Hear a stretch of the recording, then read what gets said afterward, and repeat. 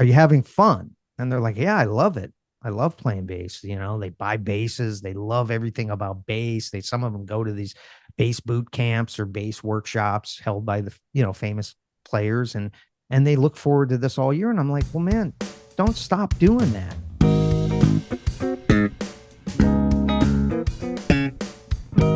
Hi, and welcome to ForBassPlayersOnly.com. I'm John Liebman, and I help people who want to learn bass, but just haven't gotten very far with it yet, or at least not far enough. Awesome, awesome interview this week. My old friend Brad Russell. You're going to hear all about his new album and all kinds of things bass that I know you're going to enjoy. If you've ever wanted to learn bass, you should know that right now there are thousands of people inside the For Bass Players Only community, men and women in their 50s, 60s, 70s, even students in their 80s. And you know what they're doing? They're learning bass. They're having the time of their life playing music that they love. You need to come join them and experience that incredible transformation for yourself. As I always say, you're never too old to groove. So let's play bass. Brad Russell is an old friend of mine. He's a versatile upright and electric bassist from the Detroit area. He's played with many of the biggest names in music, including people like Joe Satriani, Greg Bissonette, Mike Clark, Neil Schon, Pat Travers, Rick Derringer, Gary Hoey, Lonnie Smith, Jack DeJohnette, Greg Allman, Steve Smith, and on and on. He studied, actually, we know each other because we studied with the same teacher, Max Janowski from the Detroit Symphony Orchestra. And Brad also studied with bass virtuoso Gary Karr before he attended the University of Miami School of Music down in Florida, where I also went, and Brad and I bumped into each other there. Is that you? Is that you? He's an active educator and he's done all kinds of teaching and clinics and stuff like that all over the country. Great interview. He's got a brand new album called The Righteous Kid, which is available now. Here's my interview with Brad Russell. Enjoy. Hey, Brad. Hey, John. It's so good to see you again. Same here, man. We go back a long way. Our earliest common bond, as we both know, was probably late 70s, early 80s when our lessons with Max Janowski would go. One was one right before the other or after the other or something like that. And then we ran into each other down in Miami. And Yeah. Yeah. yeah, so we've known each other a lot longer than we haven't. Yes, true. And also special appreciation for you. You are now officially a five-timer on ForBassPlayersOnly.com as far as Oh, interview. uh-oh. Is there some sort of prize or something or something? Yes, you're joining the ranks of Tony Levin, Stu Ham, I don't know, a bunch of others I haven't Wow. checked lately, but Well, that's congratulations and thank you. Last interview we did was in 2017 at the Winter NAMM show. And we were at the Hip Shot booth. And do you remember who walked by just as we were finishing our interview? I guess you don't. You'll remember when I tell you. George Benson. oh my gosh. I didn't even know that then. I did because someone I know, a buddy of mine walked by and kind of caught my attention. I never knew that George Benson walked by. Wow. I'm just hearing this now. Oh yeah, well, it's too bad your buddy took you Yeah. up on that. I'm gonna have to talk to him about that. Yeah, there you go. Well, obviously, we want to talk about the new record, The Righteous Kid. And I Ah, want to congratulate you on that. I've been listening to it, and it's I really like it. And there's some things, especially. Well, first of all, I really like the cover. oh, yeah. Well, What is there's a story behind that. yeah? What is the story behind that?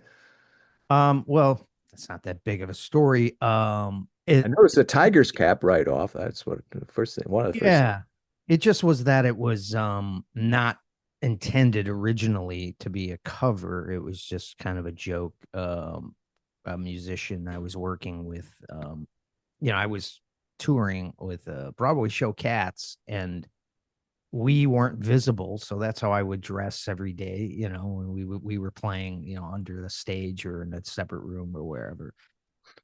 And that just became my look to the other musicians, and he started making up these little animated, caricatures of each member of the group, and that was mine. And I just saved.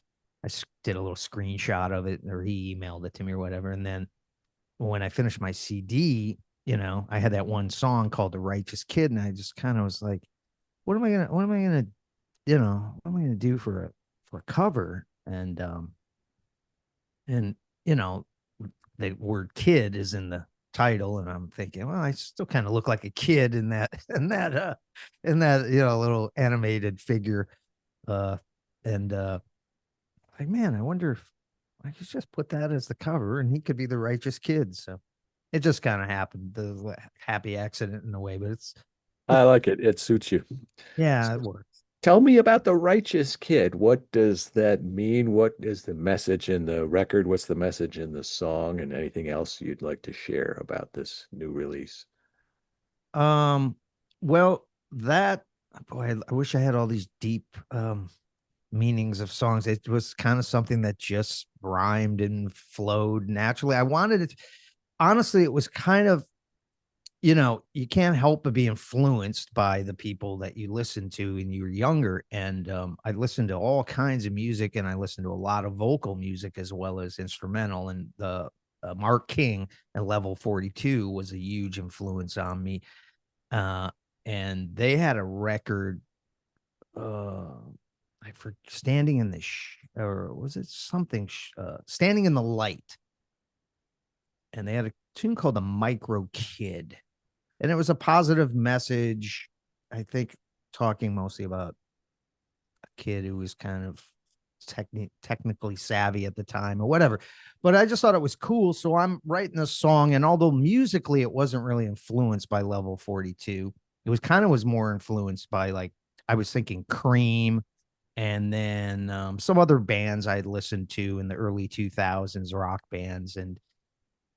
But I was trying to think of a chorus line. I always like that kid, that Micro Kid title. And I was trying to think of something. The lyrics were kind of coming out being more, sending out a positive message, and about someone who's kind of denouncing discrimination, and sticking on a positive path, and not listening to, the naysayers or whatever, the negative people. And I'm like, well, what would be what word? And then just, righteous kind of rhymed. And then I made sure I looked it up again. So I really want to know I mean, we use words all the time, and then we're like, do we really know the meaning of these words? So I wanted to make sure that it was correct, and then I'm not really, I mean, maybe I'm being righteous and I'm trying to be honest and trying to do the right thing by just doing what's comes natural to me. But it was just more like a, not really a narrative of me, it was just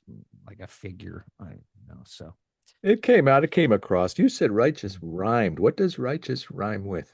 I don't know if it rhymes. Yeah, I don't know if it rhymes. Just I'm going through my head. yeah. Righteous, righteous, righteous. I think kid was a word that rhymed, but it was rhythmically, it just flowed, the Gotcha. two-syllable word. And because I was going through all these different, like, it had to be like righteous kid, dot dot dot dot dot, three syllables, dot dot dot. So that was a rhythm I wanted, and I was coming up with some goofy names. I'm like, no, I can't. I even came up with Mr. Big, and I was like, I don't think I can use that. Although that was a song before it was the name of the band. It was a song by the band, I believe, Humble Pie. And I'm like, well, it's already a song, but that doesn't mean, you can have, Yeah. uh, there's more than one song with the same name. But I'm like, it may be a little too close to Billy Sheehan, and because he was a big influence on me. So I'm like, I don't know, and it didn't really make sense with the rest of the lyrics. So anyhow, I've known for probably 45 years that Billy Sheehan was one of your big influences. oh, I know, You talked yeah, about him and I Eddie Gomez. You used to talk about a lot. yeah, it was a weird combination. I don't know if it's weird, just eclectic maybe, or very varied. But yeah, I was into Billy Sheehan back, even before we met at the University of Miami. I mean, I heard about him when he was in Tallis, and Yeah. this was through guys that lived in the Rochester, Buffalo area that I met at Berkeley actually, and they played cassette tapes, and I was, you know how that goes when you hear people Yeah. change your You way. you mentioned, I think in our first interview, like 2012 or something like that, you were talking about Billy Sheehan and Eddie Gomez and Gary Karr, and you Oh, said, sure. I just like to be I don't know what the word you used, but like multifaceted was the message. So you never know what you're going to be doing. I was just doing a show with the bow and the orchestra, Yeah. and I'm doing like Billy Sheehan licks or some other kind of gig, and I liked that. It reminds me of, you were in the jazz program at Miami, right? Yeah. What does the word jazz really mean when you study jazz? Yeah, there's plenty of jazz, but I always thought the people that could play jazz could play anything. And Mhm. if you're with some jazz people and nobody would bat an eye if somebody said, okay, this is like a reggae thing, or this is a rock thing, and this is like a whatever kind of bag style genre, whatever you want to call it. And I remember I played in the orchestra in Miami, Yeah. Yeah. I remember you telling me. and the conductor, what was his name? David Becker, whatever it was. He called every student in the orchestra into his office, one at a time. We were playing a Stravinsky piece, Petrushka, and he says, play this passage, play this passage. And it's going on like 5 8 7 8 4 4 3 5. It's going do, and I nailed it. Okay, and he looked at me and he said, are you a jazz major? And I said, yes, I am. Why do you ask? He says, jazz guys can play anything. And I thought it's kind of a misnomer to say that. I remember telling people, I'm going down to the University of Miami. I'm going in the jazz program.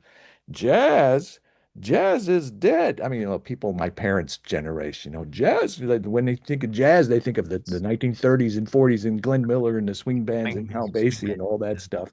And you know what? We got a dose of that stuff too. We got a Of dose of course. jazz. So, Yeah. Yeah, no, that's a great point. I think to add to that, I think some of that is a generation thing. I think musicians of our era were expected to play different styles of music and we were exposed to it just naturally more.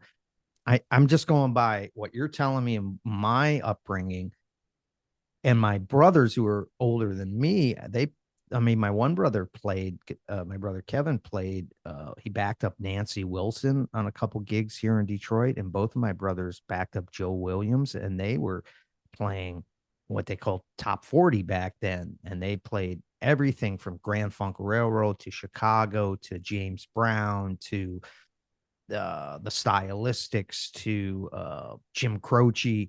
They went through the gamut. And then yeah. he also, they could play jazz to the level that they could back up artists like that. And it wasn't really, I don't know. I just think about that time period. It wasn't really, it wasn't as, uh, what would the word be like, compartment, like we were put in a category, wasn't Yeah. so tight category a category of styles that we were placed in then. And I think jazz musicians had a background in popular music and other types of music. And then of course playing jazz, most of them had maybe a little more extensive technical skills and harmonic knowledge. And, you know, um, so maybe made, I don't want to say made those things easier, but it made, they had facility on their instruments. You kind of have to to play jazz at any sort of really, level. You have to have some chops and be able to play it different. There's no real jazz musician that, limits themselves to a certain tempo of playing or certain, you know what I'm saying? I mean, as a bass Yeah. player, I just always thought about that. Like you're expected to play at any tempos and of course keys and all that. So I think that adds Yeah. to it also. Yeah. There's probably, I'm sure there is a very limited number of the snob jazz players who won't even acknowledge the electric bass as a legitimate instrument, or they won't. But that's few and far between. There's some Yeah. there's some snobby classical musicians too, and some snobby rock musicians, but I think Oh, most of people course. are open and willing to embrace it. But by Yeah. the way, just one point of clarification. When you said Nancy Wilson, you did not mean from Heart. You meant the jazz I singer. meant the jazz singer name. Yes. But Nancy Wilson from Heart is great too. She's Yeah. great. I love Heart. But No, yeah, you I mean, that's the whole thing. I mean, I grew up listening to people like Nancy Wilson all the way to Robin Trower and David Bowie and Chicago and Grand Funk and James Brown. And then of course all the Motown stuff. So yeah. it was kind of just a natural thing. And like I think I've brought this up before, maybe not in one of our conversations, but as a bass player, I mean, it's just inherent with us, especially playing both types of basses, the upright bass and the electric. I mean, that covers a lot of ground, and a lot of different styles just naturally, because so many different styles of music and ensembles have a bass player, whereas Yeah. some don't have horns, some don't have keys or piano, some don't have guitar as much or whatever, but they almost all have, a drummer and a bass player. So, it's just kind of a natural thing, I think, as a bass player to find yourself, crossing over to those different styles. Absolutely. Absolutely. I discovered that when I became a music major at University of Michigan, I had to pick an instrument. And in those days, it wasn't like you could major in rock or in Right, right. whatever they had. So I figured I had it. I hate to use the word in this context, but a legitimate instrument. So I was going to study either classical guitar or classical bass. And guitar is great. I played guitar for a long time before I played bass, but I was so happy I chose the bass because, as Yeah. you say, upright, electric. But the bass you could also play in an orchestra. And when a guitar is with an orchestra, it's usually just as a featured concerto Yes. piece or something. It's not part of the traditional orchestra setup. Right, right. But I wanted to mention something else. You've done a lot of theater. And I've done tons of that as well. And the diversity and the ability to jump into and just click with different styles, that is very helpful when you play theater because you never know what you're going to Yeah, get. I yeah. never played cats, but I had some friends that played what was it, chorus line. They said this Mhm. is so cool because there's so many different styles in Yeah. within that one show. But I was playing Dreamgirls while I was also playing Into the Woods. So this was Oh. Cleo Lane and Stephen Sondheim was coming to the rehearsals, and it was a whole different vibe than driving up to Jupiter, Florida for Dreamgirls at the Burt Reynolds Theater, Oh, wow, playing yeah. I up into remember the bad side and playing all Yeah, this. I remember that theater. I remember I never played there, but I remember friends of mine I coming. played Yeah. there a No, ton. that's another excellent point. That was kind of one of the reasons that I enjoyed the challenge. To me, it was a challenge to play the Broadway shows. To be honest, I was kind of scared of it at first, and I turned down some offers, to be honest with you, because I was like, I don't think I could do that. I don't know the reading and everything. Hadn't been reading as much as I did when I was studying classical, and then I got thrown into a very hard show as my first Broadway show.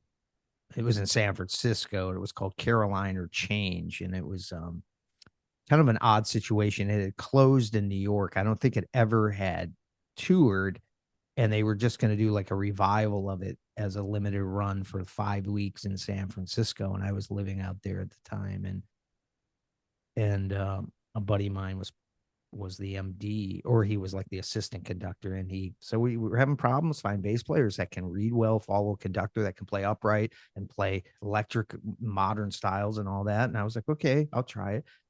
And it was hard. And at the time, I thought I hadn't done that many shows, and I thought, oh my God, are they all going to be like this? And thankfully, that was like, in one hand, it was good. I got that out of the way. I played probably one of the hardest shows I was ever going to play in the beginning of my experiences playing shows. But it was literally, putting the 10 seconds to put the upright playing, Oh, some yeah. fairly involved arco passages, not quite like playing classical, but it was like you had to have you couldn't just be whole note guy playing. You had that, there were 16 figures and some fast staccato lines and with the bow. And I had the shed on it for a while. And then you were literally putting it down. I had 10 seconds to grab the fender and put it on. And it was a 5 string, and I hadn't been playing any 5 string. So I was like, I had an upright with the extension, which I had Yeah. to rent, and a 5 string, which I was borrowing for us. I was borrowing that from a buddy, and I was playing all Wow. these basses that weren't mine, but it was a really good experience. It was terrifying at the time, but it was kind of like, good uh intro to the whole Yeah. and yeah, it does require there are more pop rock shows popping up in the last probably 10-15 years that are mostly just electric, but you gotta be hip to the style. I played one show in New York that was all pick. The whole show I played with a Wow. pick. And there were Wow. a few guys, I remember I called somebody. There was another show I played that had some tunes with a pick, and I called some guys to sub, and they were like, "Do I really got to play that part with a pick?" I was like, "Yeah, yeah, that's the sound they want," and they weren't really comfortable with a pick, because Yeah. that's a whole thing in itself. Yeah. Um, I find all that very challenging and enjoyable. It's kind of cool, because you can, to some degree, uh, you know, offer your experiences, your versatility can shine in those settings, to some degree. And I you mean, you don't got to have to stick be, pretty much with the ink, but you don't get uh, pigeonholed either when you can do everything. But yeah. the kind of stuff you're talking about, switching from electric to upright, I played a bunch of shows that were doubles. That didn't make me as nervous as much as I wasn't even nervous about the music. I knew I could play it, and I used to get scared to death about making the page turns. Sometimes it's a Oh book, yeah. and Oh sometimes yeah.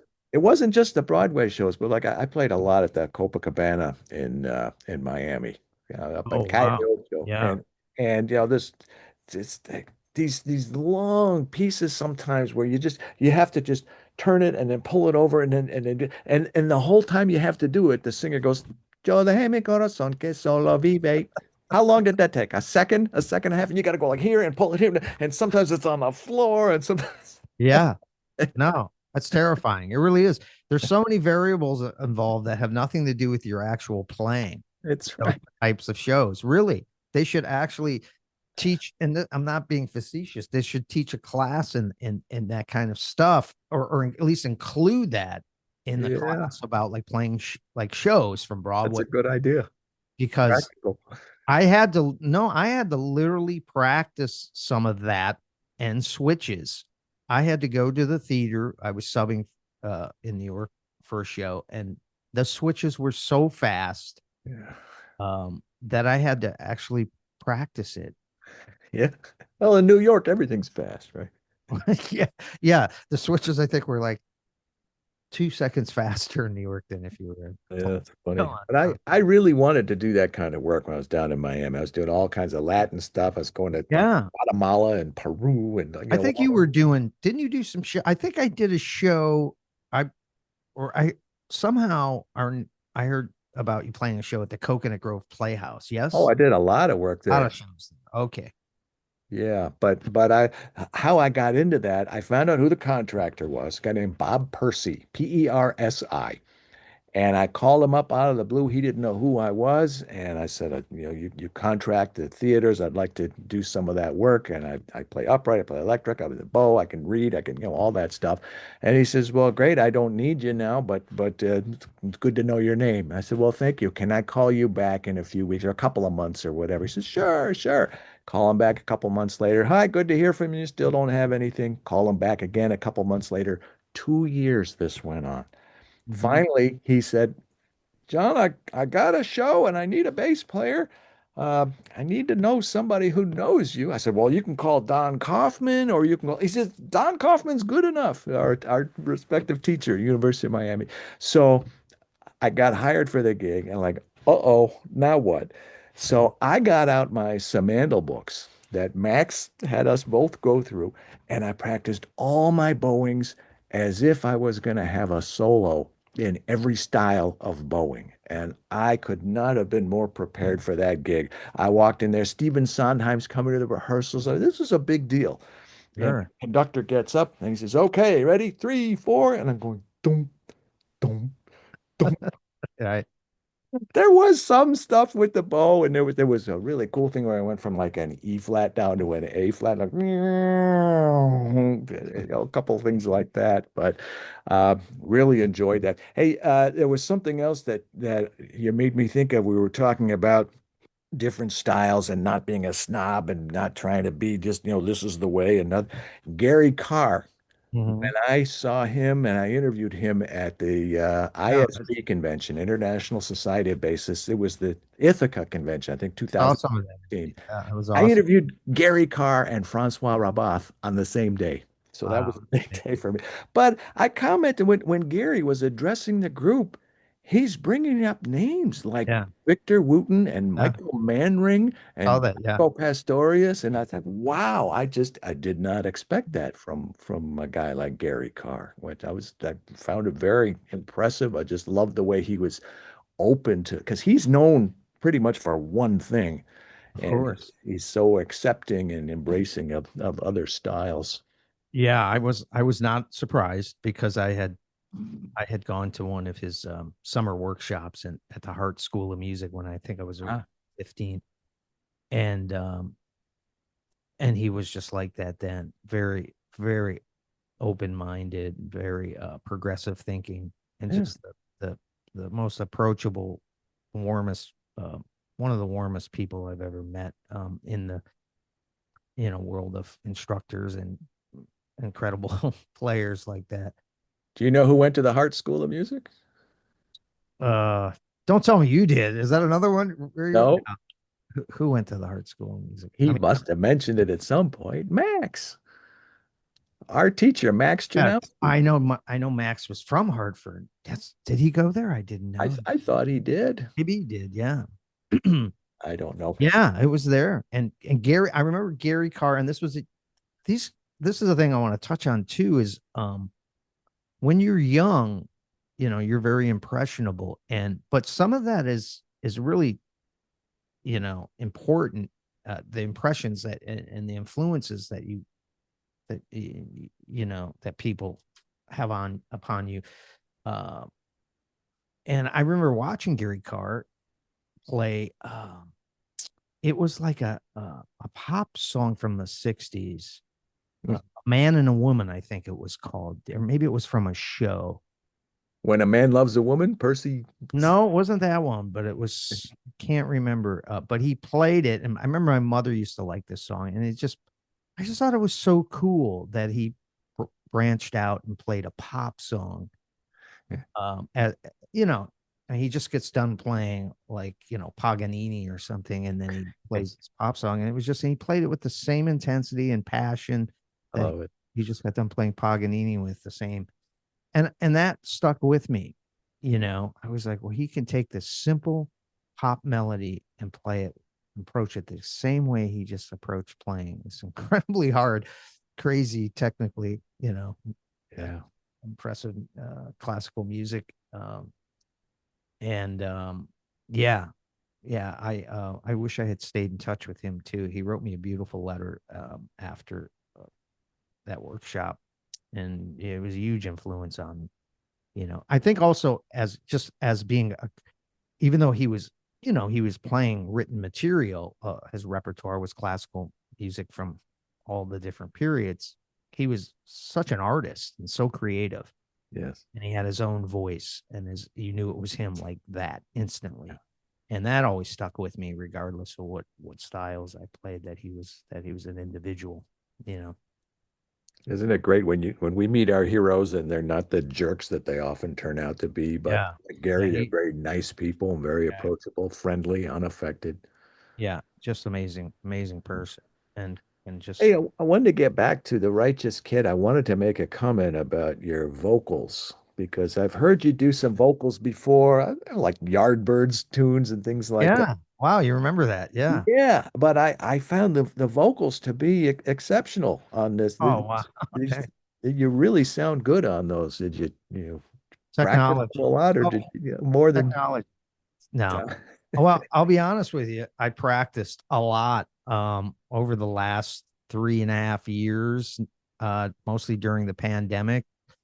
Um, yeah, I had been singing since I was a kid, but I sang lead vocals as a kid. I sang in musicals and, in regional theater and whatnot. And then I sang with my brothers and when I was a little kid, the Osmonds and Jackson 5 songs and all that. And it was cute. But then when I got into my teens, I got heavily into studying classical upright bass and put all that aside. And then graduated, went to college and then started gigging, and I only sang because I had to. And back then playing in top 40 bands, it was like you had to sing at least background vocals in a lot of those bands in the clubs in the Miami scene. So I was in a couple bands where you had to sing lead on a couple songs or you didn't get the gig.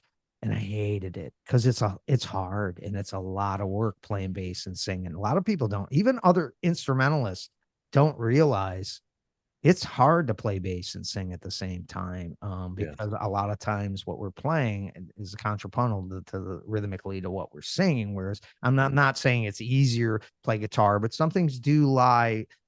It is a little, it is a little easier for me at least to strum chords on a guitar and Yeah, sing than it is to play a bass line. definitely. So during the pandemic, like, a lot of gigs weren't happening and I was doing a couple of these live stream things and on Facebook and just playing my instrumental tunes with drum tracks and I would sing a little bit, like you heard me. I think that was actually at somewhere either here in Detroit or at the NAMM show or something. I would sing one tune, maybe two. But a buddy of mine's wife, who was a vocal major at the University of Miami, Carrie Furman, give a shout out to Carrie because she's really kind of solely responsible. Her and my brother Brian, who was a great singer in his day, they were pretty much responsible for me singing again because they both said, "You need to sing more. You have a good voice." And I'm like, "I don't want to sing." And I'm like, they're like, "Really, you should sing more, you know?" And so during the pandemic, I was like, well, why don't I try? And I sang a few tunes and people seemed to like it. And then the real light bulb moment was I would play at this club up in Harlem and just, do a set of my bass shred stuff. And, there's all these different bands playing as in they have in New York, 5 bands or whatever, singers and it's all different stuff. And some people just come in there to hear live music. They're not there to hear anybody in particular. And I would start playing, and sometimes there'd be groups of, you know, ladies up in front or whatever. Almost never failed. They would leave halfway through my first song or whatever, shredding bass. So then I was like, all right, I'm gonna try singing a few tunes. And I would start and I would sing a couple tunes. And And all the ladies rushed back to the front. they they didn't leave. I don't know about Okay. Russian, but they didn't leave. And then, like, not only the women, but just people in general who maybe weren't musicians or musos or whatever you want to say, were kind of singing along because I would take a cover song, but I would do it my own way with a different arrangement, and just they wouldn't recognize it until I'd start singing, and they'd be like, "Oh," and they'd sing along, and I found that they just connected a little bit more to the vocal thing, and I was like, "Okay, I'm gonna work on this." So then I just started. I took a few vocal lessons with my friend Carrie, and and then I just literally started practicing almost every day with vocal exercises. I would use videos on YouTube and whatnot. And I think because, I'd studied bass for so many years and was a music student in college and I teach that I have a pretty good ear at this point. And I know what I need to work on and what I'm good at. And so I would record myself and I would work on breathing exercises and vowel placement and just being able to use my diaphragm more and treated it just like I did if I was studying double bass with an instructor. It's an instrument.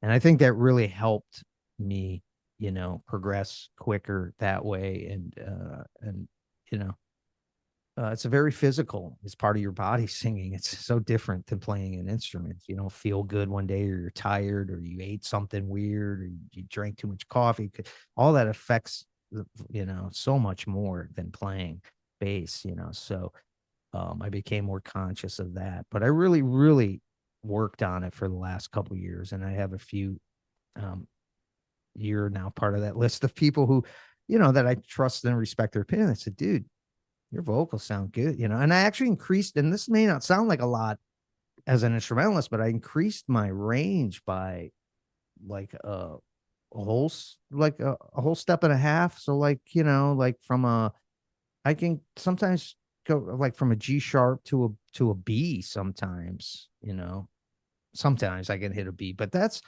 quite a bit for in vocal world, to increase your range. And that was just from technique and practice. Um, I yeah, wish I was better at it. I never really, I had to do my share of that, background vocals and yeah. in Spanish often, and Oh boy. actually way back in the day in Hebrew even. Wow. Yeah. But I don't know. I don't really like to. I'm sure I could. There are guys like Bob Glaub or Leland Sklar. They don't sing, Sure. but Peter Cetera. Oh, I And got to play with him once. I was in the orchestra playing upright. He was playing guitar singing, and it was a last minute call. Um, and I did it really honestly, I did it just because it was him. Um, and he sounded just like he sounds on records. He was so good. I can't sing like that, but my voice is, I like singing, but I don't like listening to myself back. I'm not really into that, but I do enjoy singing. And I just thought, I take on challenges and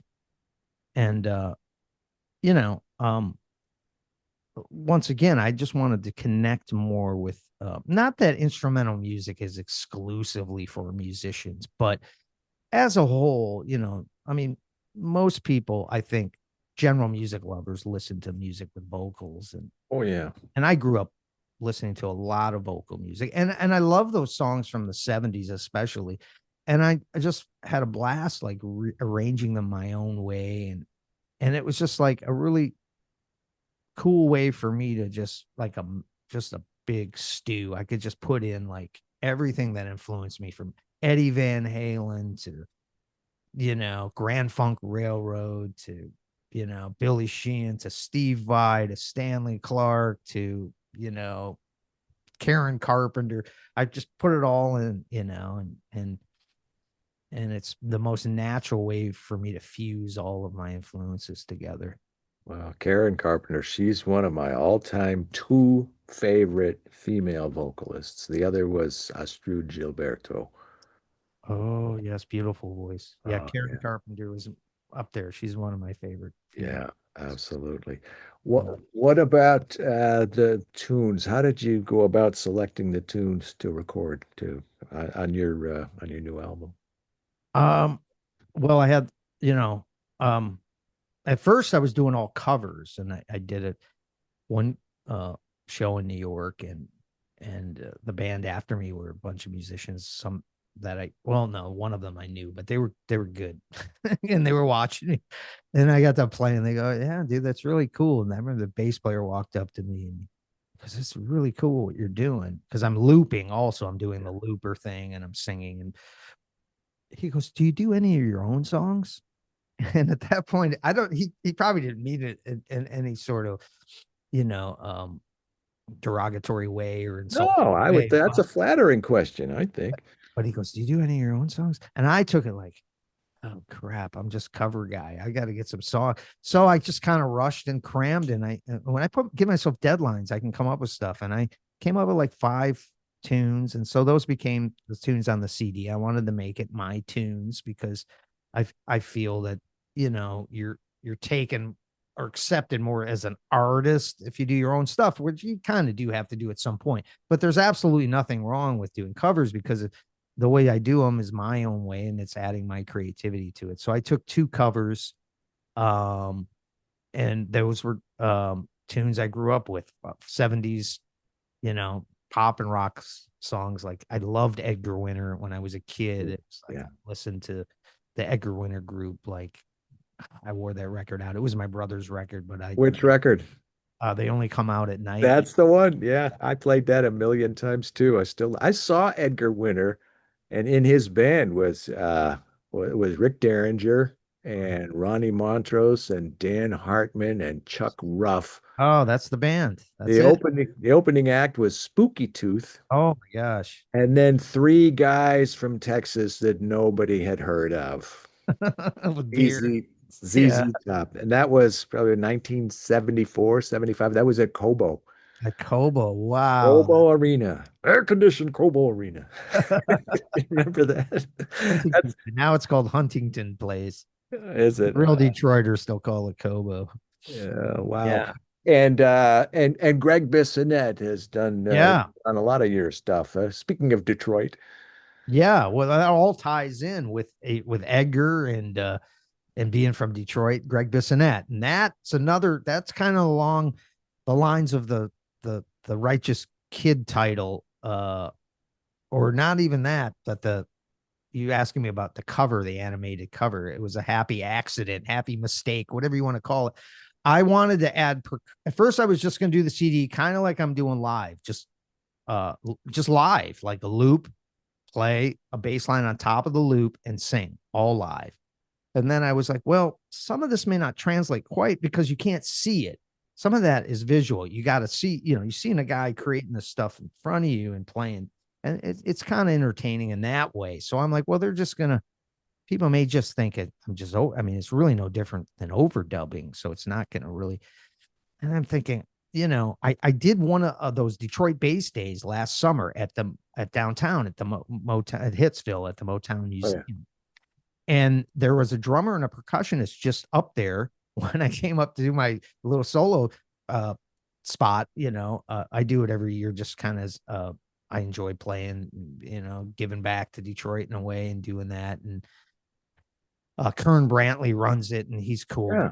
I love Kern and great player too. And so I was like happy to do it. And I had an arrangement of my Sherry Moore I did, and then I did Rocket Man. And so anyhow, there was a drummer and percussionist, and they just started playing along with me. And I was like, okay, I guess you're playing with me. I didn't really ask them to, but they sounded great, especially the percussionist. And I was like, maybe I should add some percussion to this. So that gave me the idea. So then when I decided to do the CD, I'm like, okay, I'm going to do it just like I loop it. I'm not going to add extra vocals. I'm going to keep it just one vocal track. I want it to sound pretty much like I would sound live, but I want to add percussion. And I was having a really hard time finding a percussionist in this area in Detroit. I don't really know that many people here, percussion people. And I didn't want it to be a traditional Latin percussionist or Indian tabla player, although that stuff's amazing. It was like, want the songs I'm playing are very pop rock and I'm shredding bass. And I'm like, I could be cool, but I'm like, it really would help if it was someone who had like rock pop sensibilities that played drum set that also played percussion. I'm like, So a couple people I hit up, it kind of fell through. And so then I contacted Greg Bissonette to ask him if he could recommend a percussionist because I just assumed he didn't play percussion because he's known as a drummer. And it's like upright bass and electric. Not all guys play both, not all guys that play drums play percussion. It's a different thing. And he goes, well, I play percussion. And he lists all the instruments. And then he goes, but it's not going to be a real traditional Latin or East or Indian thing. Like, it's going to be more with pop rock sensibility, like almost exactly what I said to myself. And I'm like, oh, shoot. I'm like, no, I'm like, dude, that's exactly what I'm looking for. I didn't know you played percussion. So within like 15 minutes to a half hour via texting, we arranged everything. And then I sent him the tunes. And then a couple weeks later, he went in and knocked it all out in an afternoon. Oh, that's yeah. And The end result speaks for itself. That's it's just great. And it's just added so much. I wrote him out charts though, Greg. See, but Greg's awesome though, because there's so many similarities that we share and that we're both from the Detroit area. And we have a very similar background. He went to Interlochen. I think he went as a trumpet player. I went to Interlochen.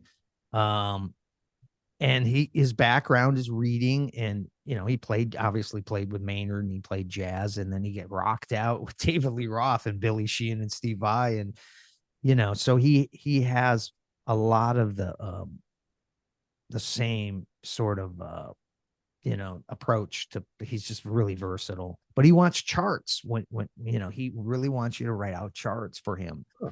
And so I can do that, but I was like, okay. So I wrote, but now I got charts of my tunes, like I wrote out like real charts. Like I wrote out what I was playing, the figures and everything. So he Wow. could see the figures I'm playing. I didn't just write out like, slashes and the verse, Yeah. 8 bars, chorus, 8 bars. But I didn't really tell him anything to play. I was just like, here's what I'm playing. And from those charts, he was able to, come up with parts like that, that just sounded like arrangements, like it was just amazing how quickly he was able to do that. Awesome. Yeah. What kind of gear are you playing? Well, tell me about your one or two go-to basses, strings, amps, effects, etc. Um, Not real fancy. I always play the Warwicks. I got the thumb bass. I was playing Ibanez and Warwicks. 5 string mostly I played on the recording. Switching between Ibanez and Warwick. I still play a 5 string like a 4 string player. I mean, I use it sparingly, the low strings, but Well, you should. I went back in the 80s. I was yeah, right. guilty as playing a wedding. Right, right, right. I got a Yeah. five string. Yeah.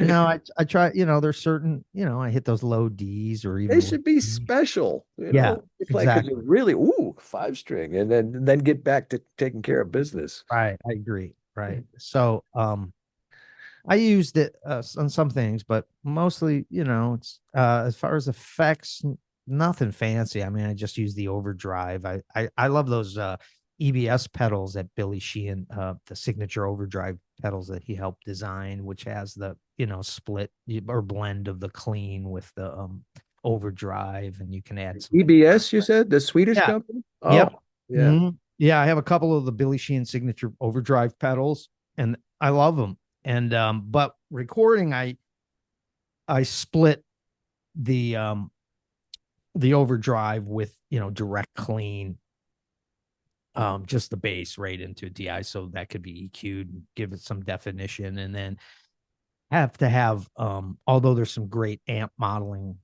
stuff out there today, I wanted to use actual rig and have that mic'd so I could get some feedback and stuff like a guitar player at times. So I just Yeah. use the Harkey 210 high drives, 210, with this head here, the model, they don't make it anymore. HA 5500, 500 watt. It has like the tube preamp and the solid state amp with the graphic EQ. I don't know why they don't make that head anymore, but it's awesome. I just use that with the 210. I didn't need like, because you're miking one speaker, when you're in the studio. So it was a Think, combination of the mic'd speakers, Harkey rig yeah. with overdrive and then direct clean mixed together.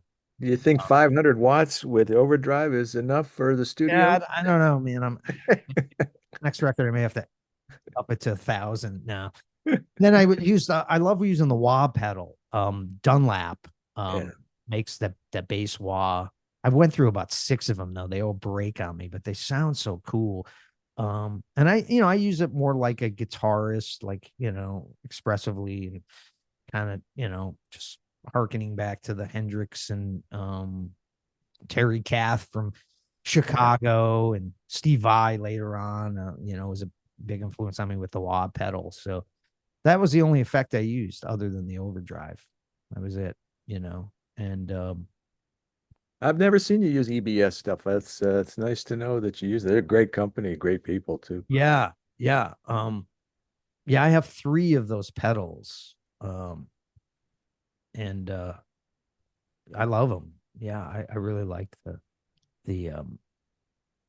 blend of the. Sometimes I just use just a little bit of the overdrive, so it gives it a little dirt. It kind of simulates that 70s, late 60s, 70s. Yeah. When you're driving the amp and just getting that natural dirt sound out of it. Yeah. So, Yeah, And and yeah, that was it. The choice of the tunes back to that was just the Edgar Winter tune. Oh, and that was the other connection Greg Bissonette had to is that he plays with Edgar with the Ringo Starr All Star Band, yeah, and he loves free ride. So he's like, oh man, I play that with he plays it with Edgar. So I'm like, I got the guy who's playing it with Edgar. Although we did it way differently with percussion and stuff. yeah. But yeah, so it was that, and then Rocket Man, Elton John tune was. I was a little kid, and I have memories driving out where I grew up in Plymouth, Michigan, and driving out in the summer with my cousins, and just these memories. And that song was on the radio, and I'm just a little kid, so I love those songs. I think some of the best songs ever written were in that early '70s time Yes, period. I agree. It's beautiful, great songwriting. In the 80s, I didn't like the 80s during the 80s. I was listening to something the other day on the radio with my wife and I were in the car. I said, it's the 80s. It just sounds so cold and so sterile. And so Yeah, 70s was, the Carly yeah. Simon in America Oh, and just Crosby, Stills and Nash and all that's much more organic. Yes. yeah, America. I just think technology hadn't taken precedence yet. It wasn't like songs weren't built around, most songs weren't built around technology or sounds yet. I mean, you have some goofy sounds in some of the synths of the '70s, and those first electronic drums, the syndromes, I Yep. think came out Yep. in the '70s, and some of the disco stuff's a little cheesy, but '80s really, like, it turned into a real, like, a sound fest. Like, what newest gear, we got to put that on the record, and gang vocals, you had to have like 20 layers of vocals for something. And it's just, yeah, I agree with you, some of the stuff, even as it was coming out, I was like, And that's when we were coming up in the 80s. yeah, I But had to play all those songs I did in these cover bands. there was a song in the 60s actually called Itchy-Coo Park. You know that song? No. It's all too beautiful.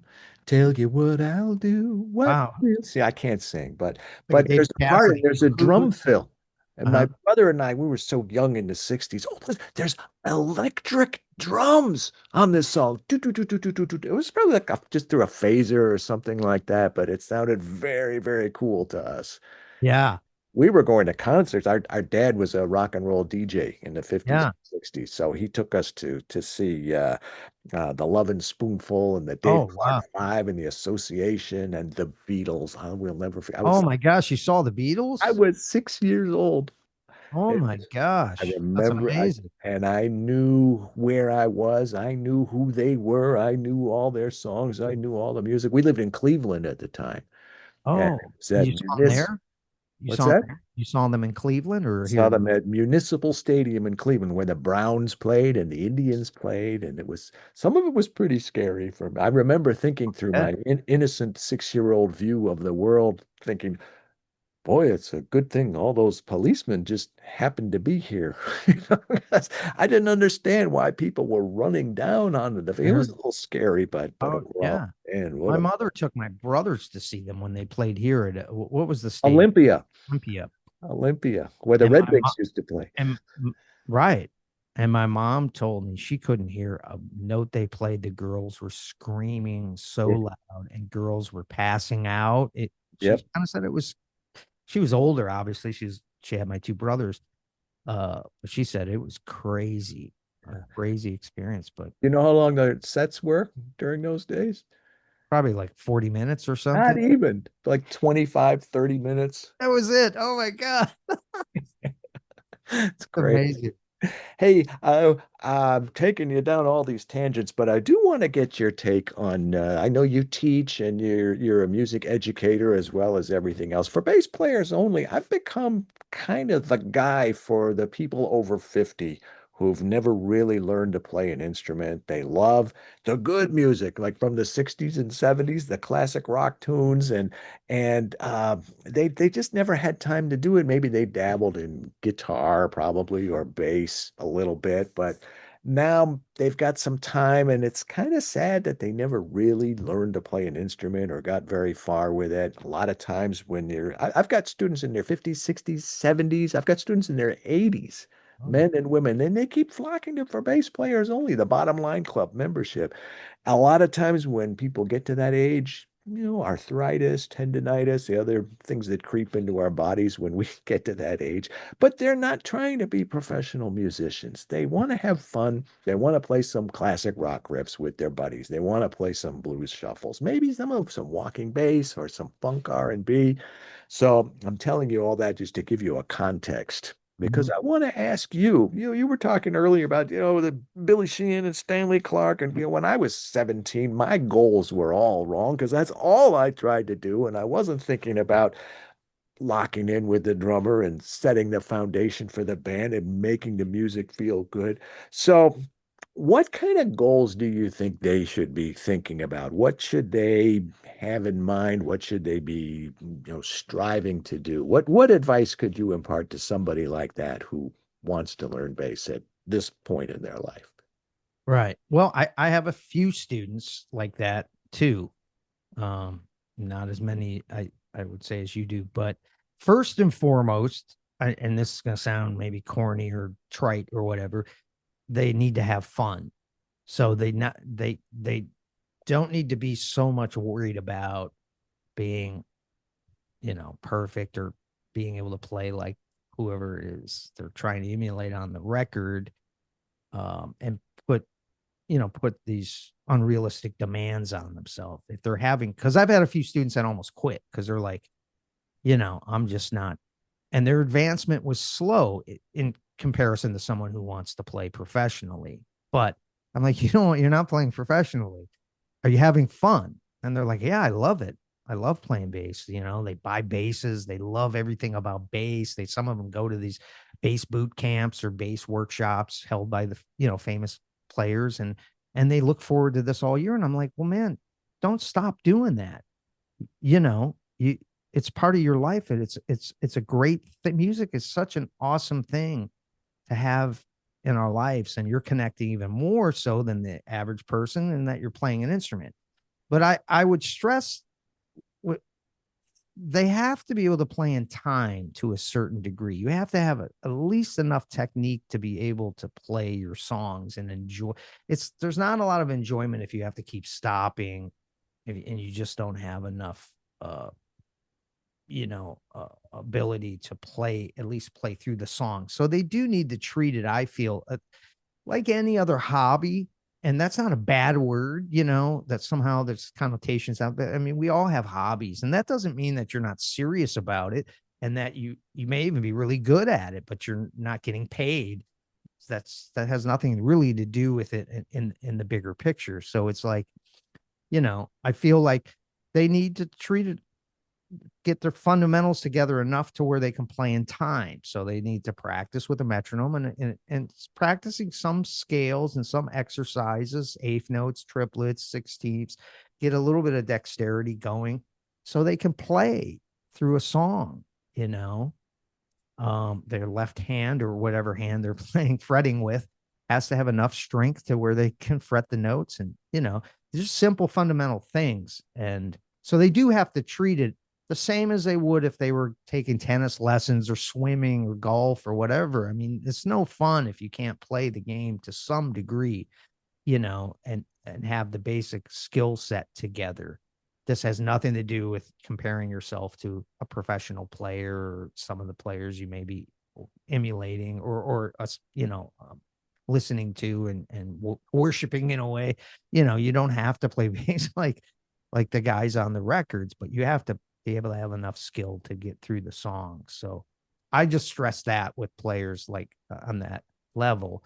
Um, and you pick realistic, I mean, some things I've had students play Teen Town that have no, in a way, have no business playing Teen Town, but we don't play it at the tempo. They're never going to be able to, I got to shed it to play it at Jocko's tempo. I mean, I could probably not do it right now. I'd have to practice it for like a week or something, but we slow it down. And I we had the fingering. Jocko showed me the fingering one time. he So actually showed you the thing. Oh, you got to show that to me then, because I'm not sure like where he plays that second where he goes down to the F. Does he yeah, play an open string in there, or did he play it down here, or did he go up, or because you I got to said, show "Oh, it I to thought me? it was like this." He says, "Nope, this is how you do it." Oh, you got to show me that. But yeah, I mean, we played like even just portions of Teen Town, but much slower at a quarter the speed. And I'm like, you're still going to get something out of this. Yeah, This is hard stuff, even at still a slower tempo. You're working on accomplishment. some string crossing. You're learning something about some harmonically. You're learning about playing through these chords, and it's fun. And I also stress it's fun to work on something that you're not really good at and then get better at it. It's Yeah, just there's enjoyment in that. It's you're it doesn't happen like that, and it doesn't have to happen like that. But I've saved a few students from quitting on me, because they just were like, I'm not advancing, and I'm never gonna play like this person or that. And I'm like, you don't like, but are you having fun? And you're not, Now, if it's a student that's, a younger teenager that wants to get a scholarship and go to music school and maybe play professionally, then I would have a different approach. I'd be a lot more demanding on them, you know. But but no, those students that play for fun should have fun, but doesn't also mean that they don't work at it and treat it seriously, and just put realistic, uh, you know, expectations. Just keep them realistic. And I've had to myself just back off of like my expectations for them, But I think the fact that I would give them material maybe that another teacher wouldn't give them, I think was good in a way because, you know, um, it got them, it's kind of like somebody who's can't run a 7 minute mile, but you try to get them to run, an 8 minute mile and they're running a 10 minute mile, it's like at least you're getting closer. Instead of saying, oh no, you're never going to get anywhere near that. Just stay here with that. Don't even try. I think it's good to give them some of the more advanced stuff that at a much, maybe edit some things out and slow it down quite a bit and all that.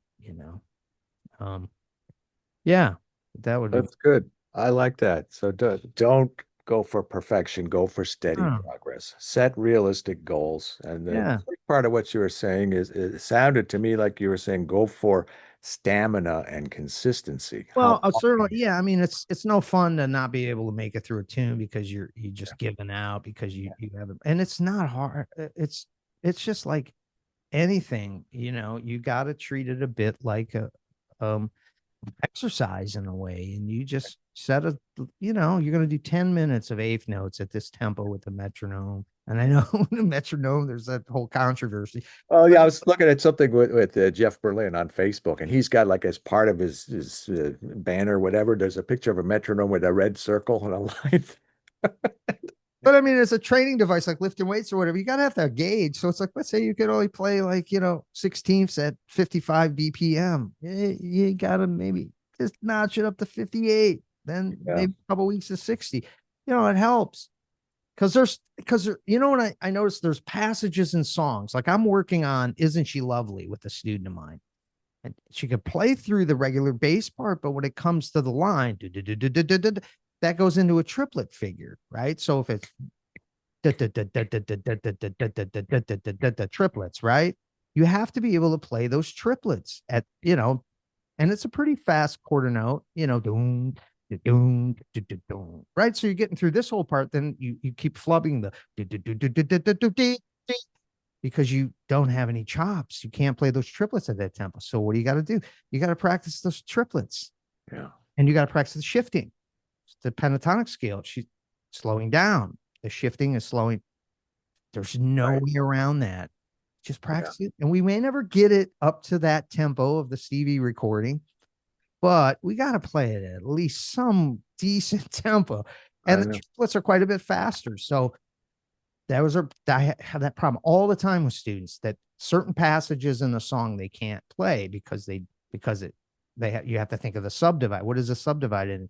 Well, you have to be able to play 16th notes to this tempo of quarter notes to really be able to play that certain lick there. So that's the thing I find problems with Yeah. a lot You of. know, even when I was a professional, I learned the entire moto perpetuo Paganini perpetual Mm, motion. uh, The whole, it's the 4 pages of 16th notes, and it doesn't stop. That's why it's called perpetual motion. And Flight of the Bumblebee. And I uh, had those things really down under my fingers. Could I ever get to 100 miles an hour? No. But like to your point, it was still a real feeling of oh, accomplishment. That's yeah, a it's an great accomplishment. workout. Oh my Yeah, God. and it's like working out. It's the exact same thing.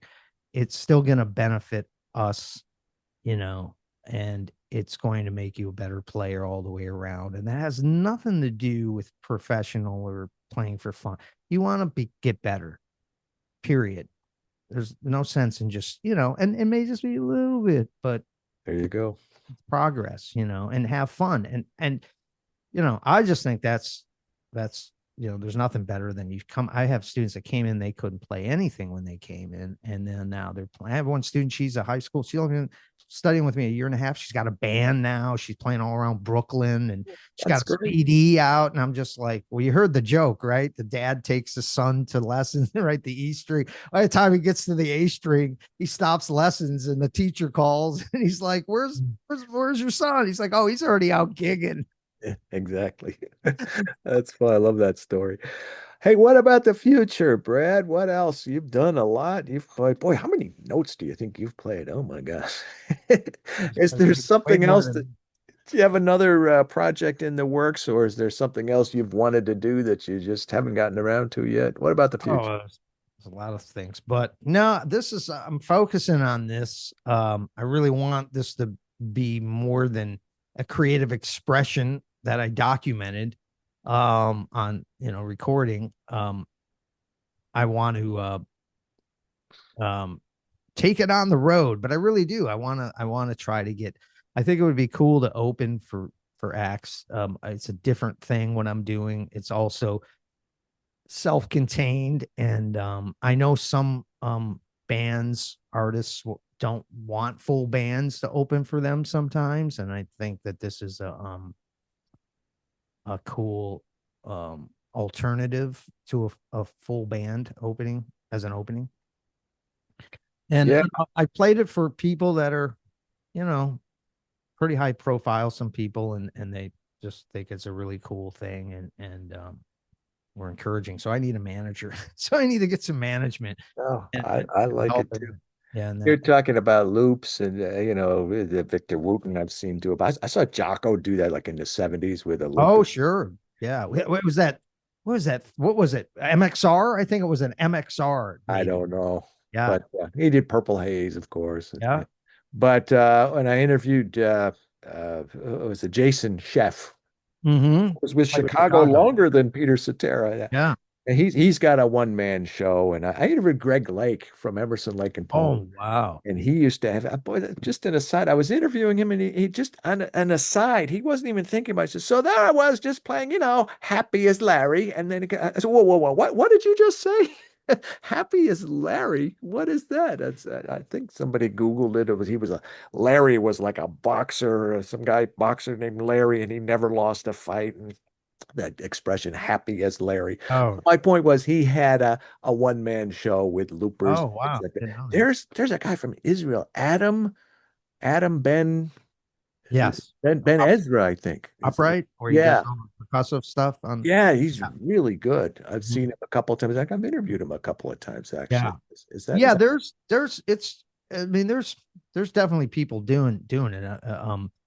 Is the thing is that it just gets to who's doing it and what they're doing with it. I'm incorporating all these different elements of their me, the 70s singer songwriter with the 80s kind of shredding Van Halen, Billy Sheehan, Steve Vai bass, lead bass with, regular bass underneath that and then singing. So it's got its own you know, niche, I guess, niche, whatever you want to call it. my Canadian wife would say niche, but Niche. Ah, okay. Well, I covered both. well, what would you Um, be, Brett, if you were not a bass player, if you can imagine that? Something outside of music. maybe I would have opened a pizzeria. Yeah. I love to cook. It's a lot of work, but yeah, that or I. You mentioned boxer, but I actually did box amateur, and I had considered doing that professionally. That's right. You mentioned that in one of the interviews. You were called the boxing bassist or something like that. Yeah, yeah, but probably something in culinary arts, and maybe not artistic, but cooking. Um, yeah, maybe in food, landscaping. I like that too. I'm Italian. We like all that kind of Yeah. stuff. And you've definitely got a creative side, so it would Yeah, you could be creative in both those areas. Yeah. absolutely. The new album is called The Righteous Kid. The official release date is or was Oh, is it happened June 3rd, I think. But the okay. CDs, people seem to want physical CDs again. So I just had those. Those are in production right now. So I should get those in about 2 weeks. What about vinyl?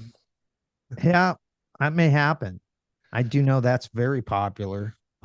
Boy, and records do sound. Do you ever listen to records like vinyl? No, my wife bemoans the fact that we don't really have a turntable set up and all our records are still in boxes since our last Mm. move. But yeah, I do like that stuff.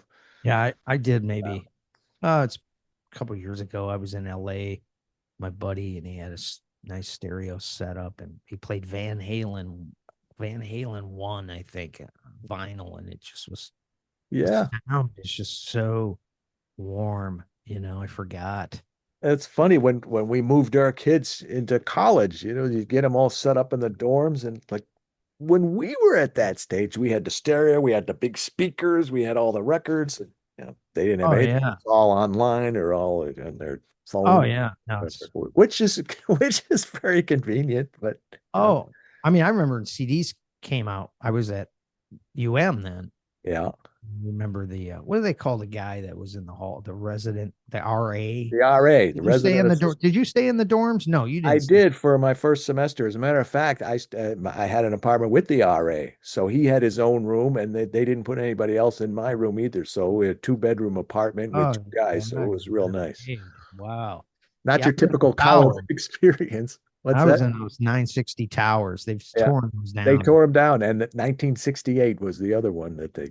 And Oh those yeah. are both gone. I was back there within the last, I guess it was within the last 10 years. Beautiful. Ray Sanchez, my good buddy down there, and he's on the faculty, Yeah. professor, Yeah. more than a professor. He's, up here. So But who's teaching bass right now down there? Do you know? I'm yeah, lost. Chuck Bergeron.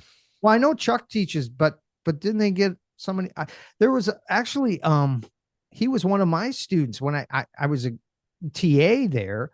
Um, I had a couple of the graduating students. John DeDurka. I don't know if you've heard of John. He's been down there for years now. But I heard he was like for the singer songwriter department. They were looking for a bass teacher for that department. Tim, Don't. did you know Tim Smith? Did you know Tim? Yeah, in fact, I interviewed him a couple of times as recently as maybe within the last 2 years. Okay. Well, he That's was he uh, left that position, and I don't know if they ever filled it, but yeah, they did. They did yeah. a couple of years ago. Yeah, they're very progressive. It's a great school. Oh We yeah. both know. Yeah. But the CDs, yeah, those there was an RA on our floor. And I remember there was that room on the towers in the middle of the floor. There was like a study room.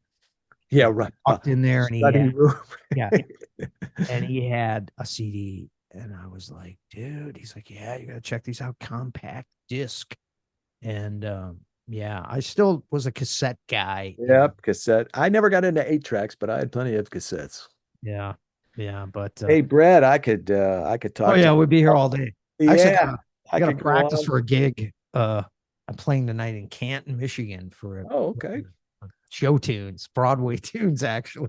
I'll have fun. Uh, Yeah. I'm playing in Grosse Pointe on Saturday night. Oh yeah, that's great. So you got Yeah. obviously got a hold of Nicole. She's very nice. I only played with her once before, but she was really, really cool. Hey, we got to do this again. I think the last interview was like 8 years ago or something like that. So I know you're going to keep doing cool stuff. So keep Yeah. keep me posted, and I'll be your source for spreading the word to the For Bass Awesome. Only. Thanks, Johns. Thanks Always, so much, my friend. Take care. always a pleasure. Thanks. Take care, Thanks. man. Bye. Oh, I love talking to Brad. And as I mentioned in the interview, he and I have known each other a lot longer than we haven't. The Righteous Kid is the album. You gotta get it. I've been listening to it. And if you like great music and great bass playing, check it out. And if you've ever wanted to learn bass, you should know that right now there are thousands of people inside the For Bass Players Only community, men and women in their 50s, 60s, 70s, even in their 80s. And you know what they're doing? They're learning bass. They're having the time of their life playing music that they love. You need to come join them and experience that incredible transformation for yourself. As I always say, you're never too old to groove. I will see you right back here next week, same time, same place, with another awesome bass player interview. In the meantime, I'm John Liebman. Let's play bass.